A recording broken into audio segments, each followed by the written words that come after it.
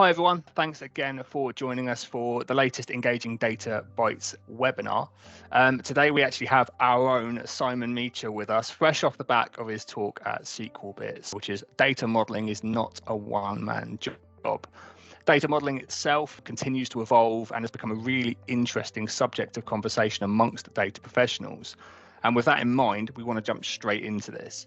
The one last thing from me before I hand you over to Simon is that this is an interactive session, so any questions or comments, please stick them in the chat and we'll do our best to answer these as we go, but we will have time for a Q&A at the end. And if we do somehow run out of time, we'll be sharing all of this information as a follow-up, so share as much as you can think of. Simon, I'll leave it to you. Thank you very much, Chris. Excellent. Yes. Well, welcome everyone. A few familiar names. So look, I'll dive straight into this. This is as Chris said, this is a topic that's kind of becoming more and more of a relevant thing, a conversation piece that I'm having in different parts of the business. And it became apparent to me, certainly, that there are lots of people doing it in lots of different ways out there. So we wanted to kind of touch base with everyone and kind of sort of just share our thoughts and my thoughts. Data modeling is not a one-man job. So the reason why I say it's not a one-man job is because I've actually found in my career lots of people acting as a data modeler when in fact they're data engineers or they're data analysts or they are business people who are trying to construct something to kind of improve their reports.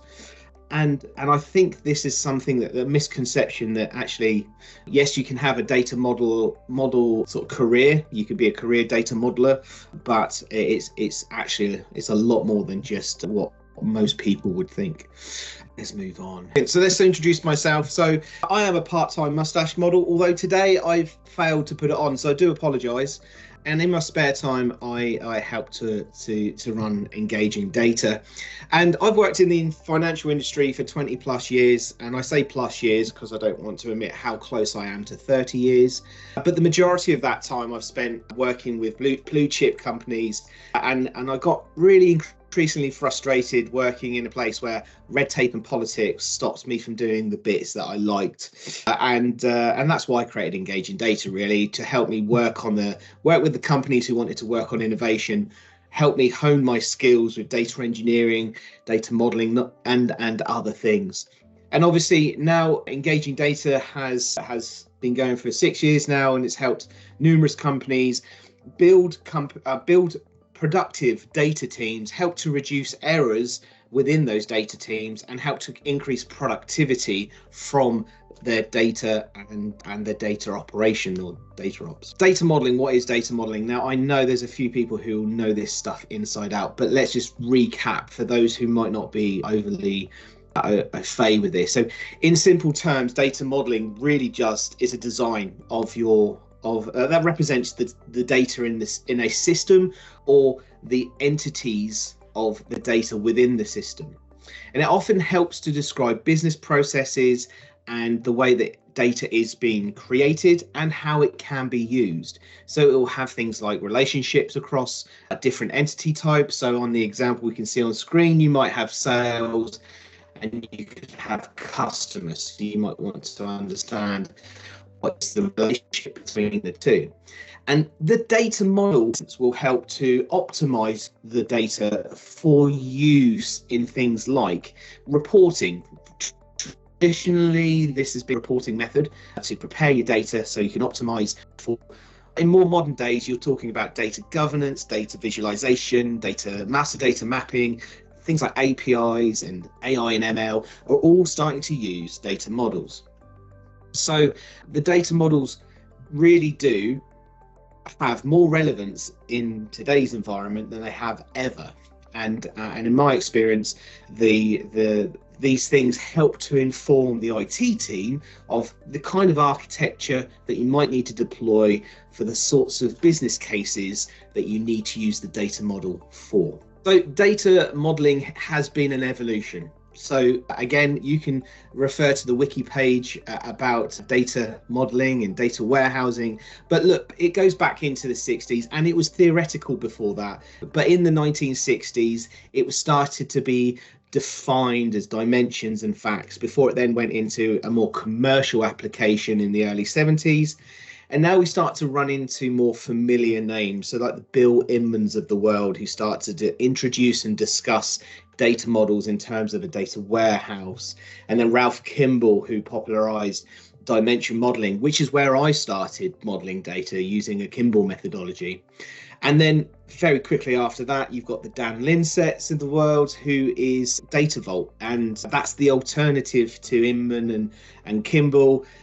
And in my opinion, I love that, and I prefer it over the other two, but it keeps evolving. So obviously in 2013, it turned into Data Vault 2.0 with some updates and improvements to help the whole data model work more efficiently to help the business. What we need to take from this is it's evolving, and it's not going to stop evolving. I'm sure in the next 10 years, with the advent of AI and machine learning and the way that's coming into the world, there's going to be a need for more efficiency on data models to help with future data solutions. And certainly with the data scientists that I talk, there's still confusion over what a statistical model can do and whether the statistical model is anything like a data model used for other things.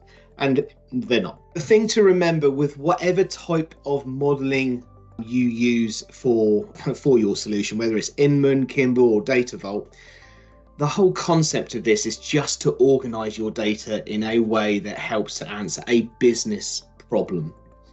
And that leads us into the types of knowledge that you need to build one of these data models. And what we're seeing on screen right now, remember, that's a physicalized data model. You know, you build a star schema or a snowflake or a third normal form. That's what exists in the database once you've built the model conceptually and logically.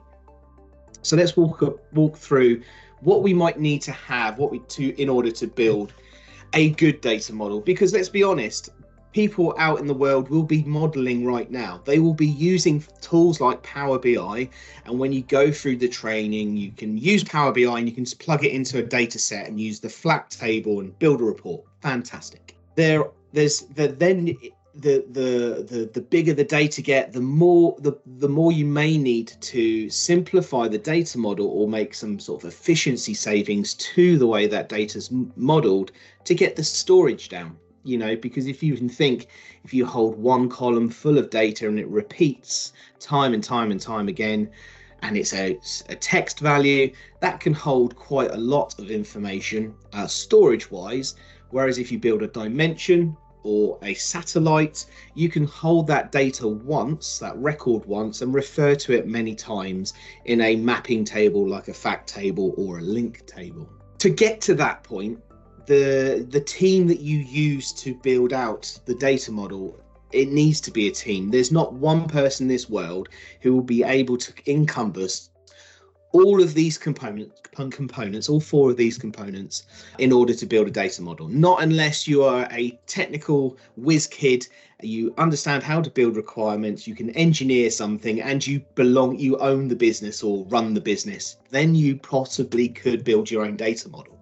So they're not unicorns. They probably do exist somewhere, but in a corporate term, if you're working for a business, the chances are all of these hats are going to be shared out across many people, or equally, one person can have one or two of these hats. So let's talk about the business knowledge, and this is critical, the business knowledge behind the data model and the requirements. So the business knowledge, the business team will understand absolutely everything about the data. So they understand what the data is needed for, they understand how the data is created, the business process behind it. They know where all the bodies are buried. They know where in the system they're using a telephone number field to store somebody's date of birth. They know why they've started to use the comment field to include certain tags or values, and they understand how those values attribute information to the record. So they understand all the shortcuts and the system in which those shortcuts exist. And that's critical. They're your best friends. Whenever you start this process, you need to make sure that you get to know the business people, make sure they relate to you and can call you and are happy to tell you everything that they know about the system.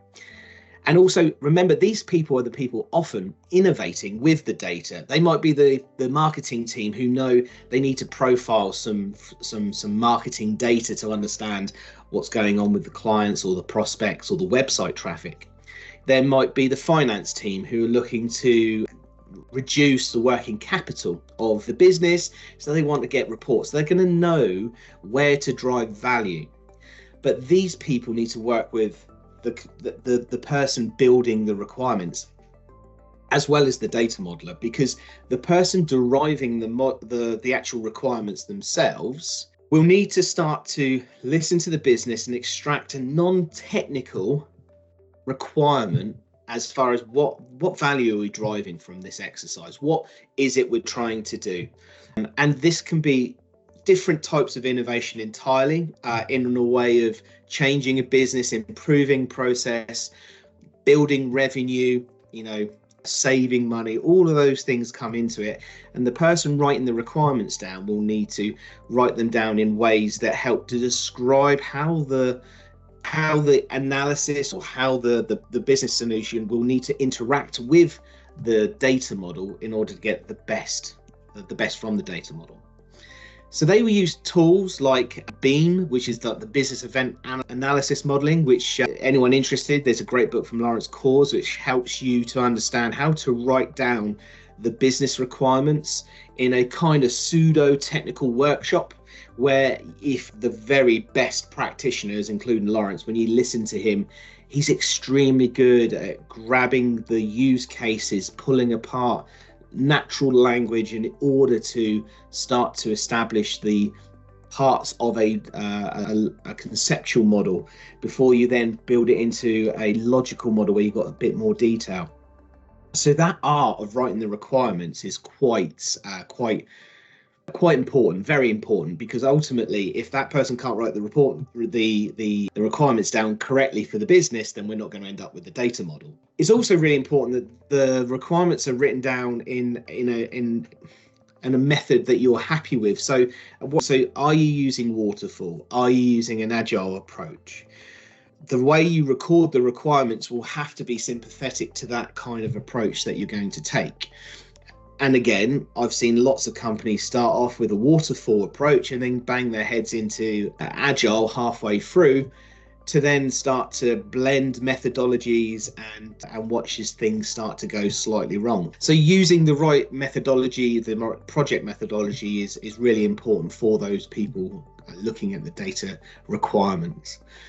And then we got the data modelers. So the data modelers are a skill set in themselves. Okay, so these guys will understand what we're talking about when it's a conceptual model. So the conceptual model, for those who aren't aware, really start to help derive entities, so concepts like employee or sales, and relationships between those entities in terms of what the business recognize. So we start to use business definitions at this point, rather than technical definitions that you might have inside of a system. And these conceptual models often get created from a business process. So if you can imagine, if you have a sales business process where you're selling goods to a customer, and employees from the sales team will be attributed to each and every sale. You can start from that scenario to imagine we're going to have an entity for an employee, one for a customer, another one to hold the sales information and metrics and measures, and another one for a product. Now, the next thing that comes in line after a conceptual model is a logical model, and the logical model takes things down into a bit more of a technical level, where within the sales entity that we discussed just a second ago, you'll start to understand, okay, what does a sale mean? Okay, so what's the granularity of a sale? Is a sale one product per row? Do we have a product count? Do we have a cost per product? Do we have a total sales? There's lots of different types of granularity that you can derive, and the logical model helps to not only understand the detail against each of the entity, but the granularity of the data that might be needed. And then you play that back against the conceptual model with all the relationships. Then you can start to understand how an employee could be linked to a sales entity. So again, the question the business may have at that point may be, Simon wants to understand the total sales per employee for a given date. So in there, I've introduced a brand new entity called date, and that could be sales date, it could be dispatch date. And inside of my sales table, I will need to figure out, am I doing total sales? Am I doing sales with or without tax? Am I having a product in there, number of products? But ultimately, all Simon wants to see is the total sales per employee. So it could be quite a interesting and small data model, but also it could blow up and be quite complex. So the data modeler needs to understand a lot about the concepts from the business and the requirements that have been provided to the data modeler, but also maybe a little bit about the business system. So where do I have to denormalize data? Do I have to do some things with the source systems to pull the data out at the right granularity? And then finally, that data modeler will then start to work on a physical model. So that's where we start to take these lovely drawings of a conceptual model, and sometimes it can even be examples inside of like tables and relationships around those tables. So some tools do allow you to build that out and actually explore a theoretical logical model. But to physicalize that, the data modeler would then need to start to appreciate, how do I take the logical model and marry it into or from the source system? So going back to one of our entities, we mentioned about the employee. So you could have an entity called employee where you've defined all of your employee details. So in there you could have things like an email address, a telephone number, the first name, surname, those sorts of things. But the system that provides you that data might not have anything relating to employee at all. They could have something called sys_user as a table name, and they could have some of the information stored in there. So you could have maybe just the username and password, or username, first name and surname. We wouldn't obviously take the password. And there might be another table that has the other information we need. So we then start to draw a map of where the data flows from in a data lineage style, where it comes from the source system, and how it flows into the logical model, how it will flow into the logical model. And at this point, the data modeler can work with the data engineer. Often you will find that data modeling and data engineering can be the same person. And for some very experienced people, they absolutely can do both at the same time. But what the data engineer will be looking at is all the technical details about the physical restraints of the platform that you're using. So the engineering knowledge about where the data is coming from, how quickly the data can come in, whether it can go and be stored in whatever storage facility you're using, whether it be in a database or a data lake, how quickly that data can be collected and processed. Is there sufficient storage? Because one of the things that the modeler will start to discuss is how granular the data, how many rows of data will there be? And dependent on the modeling or the data model you're going to build, it could be quite a big table, it could be quite a small table. If you've got lots of text in your data model, that could be quite expensive to store.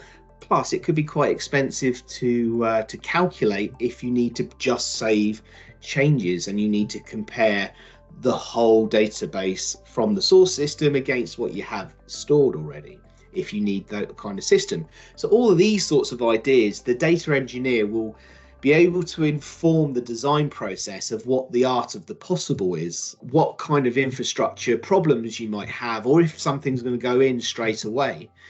In this forum, and I tend to use, in this forum, this will become a workshop that helps you define, organize, and record all of your requirements, and also understand your problems day one. If you've got the right people sat in the room collaborating on the data model, if the business say they would like to have the data stream through to a dashboard in real time, the engineer should be able to say that is or isn't possible. based on that requirement. If they can hear what the business are trying to do and understand what the objective is and the value that it provides to the business, he can say whether it's technically possible or not, and whether we can make it possible. Can we buy in the technology and make that work, or if there's going to be any problems in achieving that whatsoever. So you could then even take the requirement out of scope in the first meeting. So the data engineer will bring that technical knowledge that will help us understand whether we can physicalize the data model from the requirements, and that collaboration piece of all four elements will bring you the best and the data model to life the quickest. Also, if you create that forum, we know what the business can do. We know the business can change their mind quite often. We also know they may ask for something and not really understand the data behind the question. So they might ask for a particular use case. Maybe this time it's around how many invoices have been created. And you might have a system that doesn't actually, it batches them all up and does them in a slightly odd way. That could be a requirement that you don't actually get to understand until the engineer has helped to profile the data out and understand whether it's viable to answer that business case at all, because the source system may not be able to tell you straight away. It may need some further analysis. In which case, if you've established this working party, this working group, you can get back into the questions, get back to the requirements. And if you're taking an agile approach, you could easily adjust or change things and then go for changes into a different sprint. Of course, if you're doing things in a waterfall way, you may need to handle that with a change request and replan, but often you can get around the problem just as quickly. So collaboration is king. Collaboration will make this an easy job or a difficult job. And this is where we find collaboration the process can fall down. Okay. So one of the biggest things that I've experienced in all manners of organizations, big and small, mostly in big organizations, I have to admit, but often in smaller financial organizations, is the development life cycle is not fit for purpose. So depending on what you're trying to do, depending on your modeling process, what you'll often find is the data team is stuck with the IT way of development, and it could be geared up, and often is geared up, to a application development life cycle. Something that doesn't take data into account and can be a little bit constricted is the word I'm trying to look for. And sometimes it cannot exist at all. It could be a brand new function. So you then need to consider, how are we going to develop something to actually maximize the potential of this process and prevent problems from occurring? The development life cycle can be both a problem, but also can be a massive assistant in making sure that you create a very good, high quality product, because it goes through all the check gates and all of the testing processes before anything reaches a production environment. The next thing on the list is time to collaborate. If you've got 4 different elements of the business, you've got, the requirements guy, the business guy, the data modeler guy or girl, and the data engineer. Having 4 people can mean you've got 4 calendars to manage. So that can be really difficult. So you need to make time. You need to make time to enable people to collaborate. Small teams that are in high demand are going to be difficult to manage, but also making sure people inside of this workshop understand their role. Why are they there? You can't have too many cooks. If you have 2 data engineers or data modelers, you could end up having different ideas and different approaches, different experiences. I dare say if I went with my head of consultancy services and we sat down, we would have slightly different ideas of how to achieve the data model. So that can be a problem that you need to work around. When you have larger teams, it can be the complete reverse problem, where you don't have a clear leader with somebody who's going to go, let's do it this way. So you need to manage that.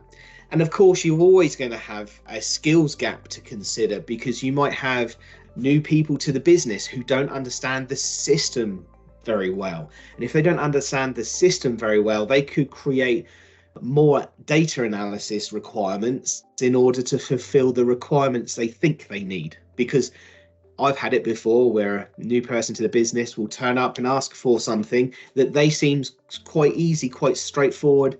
They've done it before in a different system or from a different company. And I speak to financial directors about this and CFOs about this all the time. They turn up, I want a dashboard of all of the finances for the company. We should be able to do that in a week. And then the lack of technical understanding from that person, because they're so new to the organization, turns into a lot of hard work for everyone else in the team to justify what can and can't be done. And that goes, that kind of scenario also works for people new into data modeling. I'm not an expert in every type of data model there is out there. I'm very new to Data Vault, been doing it maybe 5 years. There are lots of better people out there than me. There are lots of different scenarios that I've personally not bumped into. It took me ages before I bumped into late arriving dimensions under the Kimball modeling. Having technical aspects like that in my belt to draw on when I walk into that forum, that collaboration forum, is brilliant. But everyone's going to have slightly different experiences to draw from and skills, so we have to bear that in mind. And the same goes to people writing down the requirements as well as engineers. There's lots of different engineers out there, and depending on your skills of your infrastructure, you might have a really experienced engineer who understands your infrastructure inside and out, or you could be doing a really brave thing like going to the cloud. You might be starting to use something like Snowflake or Databricks or Microsoft Azure. You could be using any of those tools, and it could be the first jump into that where some considerations from an engineering perspective are new, and we have to explore those. Remember, data modeling is always going to be complex, so understanding all of these things before you get going and making sure the roles are quite well defined is really going to help you reduce some of the friction in order to build your data model. The other critical point we have on point 2 is your tooling. So you can build a data model with a piece of paper, let's be honest. You can write a conceptual data model, you can draw it out on a whiteboard, on a blank piece of paper. You can do this stuff really easily. Where we start to break down, or where we start to make things a bit more resistant to collaboration, is when we don't have a media to collaborate on. You could use Teams, you could use Zoom, you can use all these collaboration tools, modern day working practice tools, easily enough. But what I'm suggesting is you might need to think about, can I get a data model in a tool that I can collaborate on that data model with, and walk through not only the requirements but maybe the conceptual and the logical model, so that the business person can start to see data, can start to understand what's behind the entities and the relationships and what the end result might look like. And the last thing on here is the approach. And I mentioned it earlier on, approach is key for me. Fragile. I've used the word fragile, and I know it is a buzzword, but I've seen it explode in so many people's faces over the years. Make sure you keep to your methodology, don't change halfway through, but also make sure you understand how your team and the way you do it interacts with different parts. You could be working in an agile delivery method and working in sprints, but you might have to interact with a waterfall process to take any technical commodities or any releases of code and all that sort of stuff. You might need to drop it into a waterfall process for another team to deliver. So not just understand the way you're going to approach doing and developing the data model, but making sure you understand how you interact with other teams and how you can, how can you reduce issues. In summary, I think points 3 and 4, so time to collaborate and approach, will very much be a subject to your company, the company and the culture that's already there. Quite often we turn up to companies and there's this, you know how you're going to collaborate, you know how busy teams are, you know what the resources, what resources you have available, and that will be a given. And you also know the approaches. There's not very many companies out there who don't really have a company way of doing things. So you might not have the chance to change that, especially if it's in a larger organization. You could influence it based on getting the best and the most productive way of building data models. But I suggest that would probably be a slightly more difficult job. But the software development lifecycle, so point 4, and the tooling, point 2, are things that you could probably change with a little less resistance, or probably be a little bit more inside of your control. Because the moment you start to provide streamlined, higher productivity, more value from a better process and better tooling, that's an easier sell. That's something that companies can't shy away from. If you can cut your time to data model down from maybe a week to a day, maybe a day down to an hour, whatever it might be for you, that's the sort of thing that every company's interested in. Everyone wants to see higher productivity. And also from our perspective, we want an easier life. We don't want to spend weeks and hours documenting the ever-living ends of the world. We want to do the bit that we're really interested in. And that leads us into the recommendation for tooling. So when we look at a kind of blue sky environment, what is it we would really like to see? Well, we would like to see a tool that makes it easy for us, preferably an easy to use tool. I always take my test for easy to use is, can you give it to someone with no instructions? I mean, it's very much there's a lot of people out there that will call it the Apple way, where you can just give a child an app, and if they can use it, they can use it. But there's lots of companies who do this, including Microsoft. If it's easy to use, if it's instinctive to use, then we're in the right space. The next part of the tooling is, we're talking about data modeling. You will have to innovate, you will prototype, you will be talking about a lot of ideas in a collaborative group. So if you've got a tool that helps you copy, paste, change, test, does that look right? That kind of ease of innovation, ease of prototyping is an absolute must. The tool itself should support the whole modeling process, but also the collaboration piece. So can we do the conceptual? Can we do the logical? Can we get enough out of that design process to inform the engineering, the physical realization of that tool, of that data model, sorry.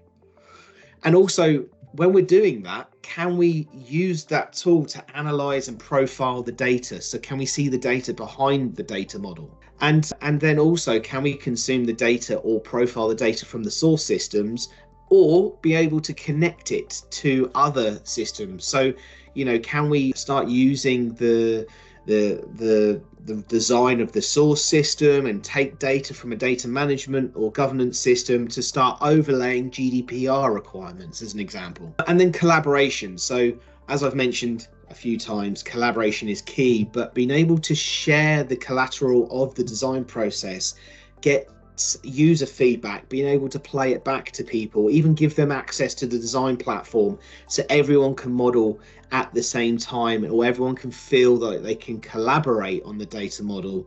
When you're starting to build out, like I touched on this, but like a dictionary of your data terms, often you don't want any technical guys anywhere near it. You want the business to drive this. You want the business to derive their technical terms on their basis and describe it and document it. And where better to do that than in the data model? So having a tool enabling you to do that is an absolute must.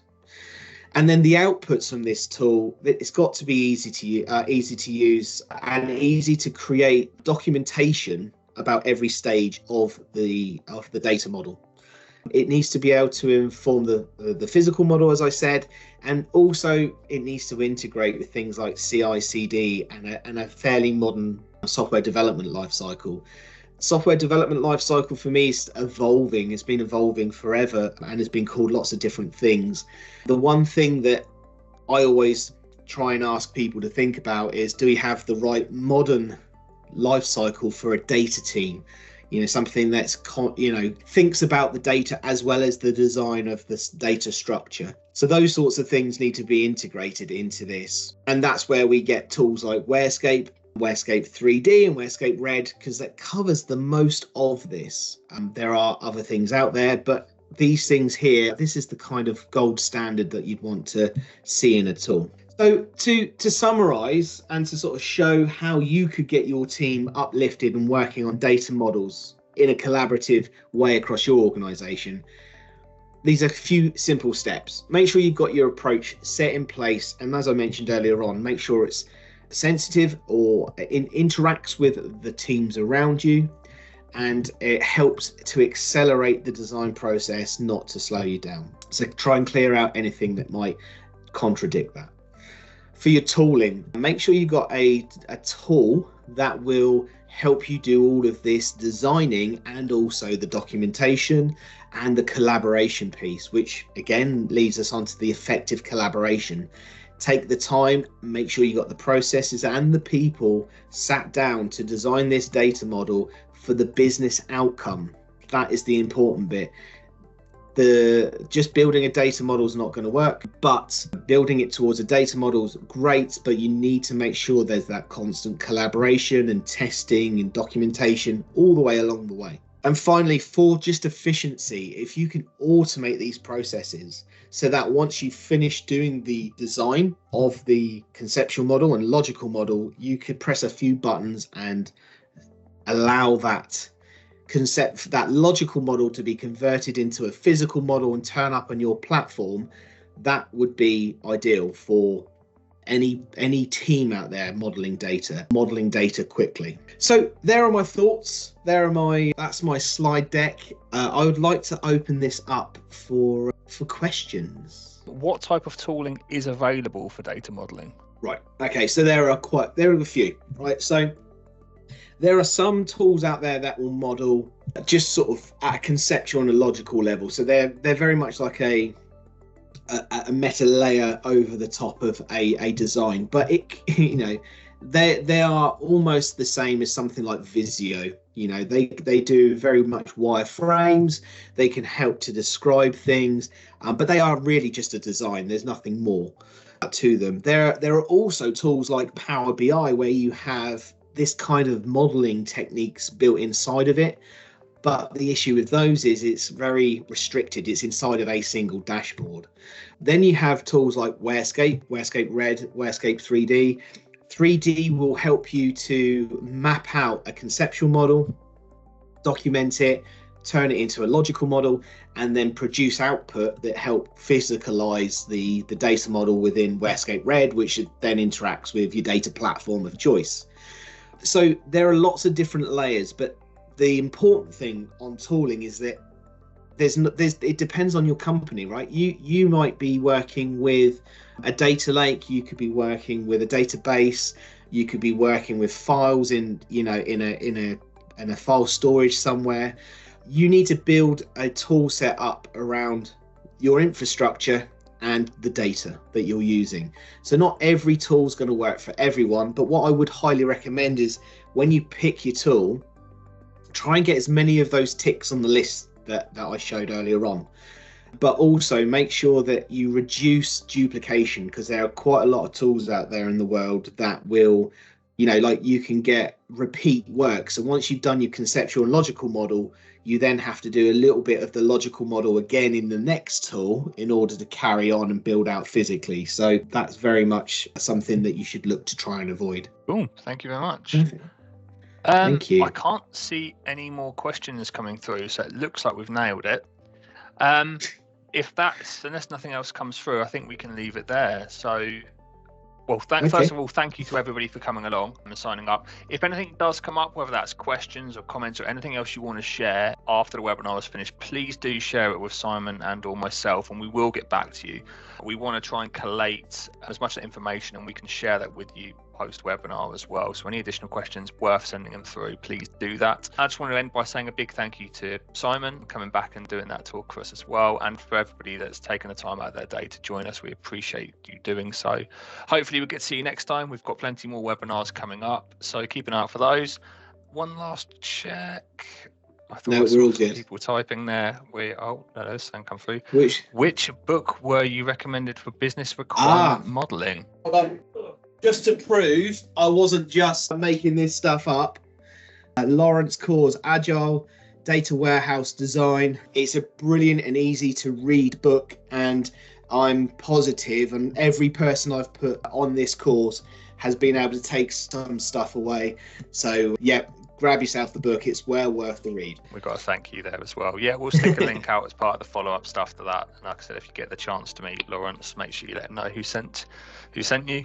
I think that's everything from us. Have you got anything else you want to add, Simon, or are we good to let everyone get on with their day? Thank you very much, everyone. Brilliant. Thanks a lot, guys. Take care.